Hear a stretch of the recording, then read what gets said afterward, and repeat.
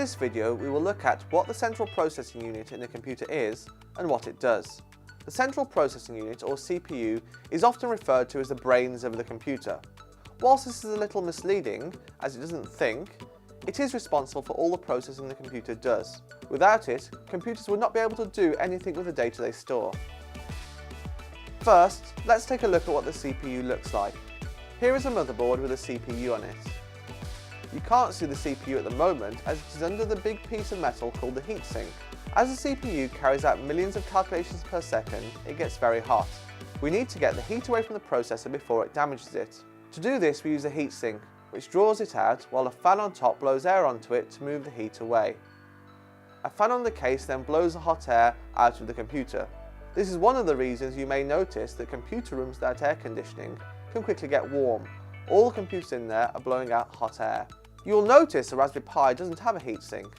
This is because at its normal speed it doesn't generate enough heat to need one. Generally, the faster the processor is running, the more heat it will produce. The CPU sits under the heatsink. Don't be tempted to take the heatsink off at home. When a heatsink is first put on, a special paste is put on to ensure there is a connection between your CPU and the heatsink to allow the heat to be transferred. Removing and replacing the heatsink without fresh paste will reduce the efficiency of the heatsink. Here is the CPU itself. Inside there are millions of electrical switches called transistors. The most modern CPUs can contain over 1 billion. These transistors are used to build circuitry inside, including logic gates, which are covered elsewhere in this course. Within the CPU, two of the most important parts are the control unit and arithmetic logic unit. The control unit coordinates parts of the processor when an instruction is received. The arithmetic logic unit, or ALU, performs calculations and comparisons. The CPU does its processing by repeatedly carrying out 3 steps. These are fetch, decode, execute. Let's take a look at the fetch, decode, execute cycle. All the instructions and data for the CPU are stored in memory as binary. In the fetch step, the instructions retrieve from the memory to the CPU. The CPU uses something called the program counter to keep track of where it can find the instruction it needs.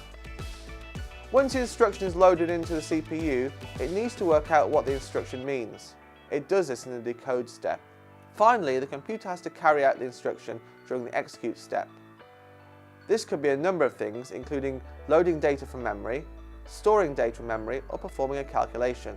The processor will carry out this cycle over and over millions of times per second.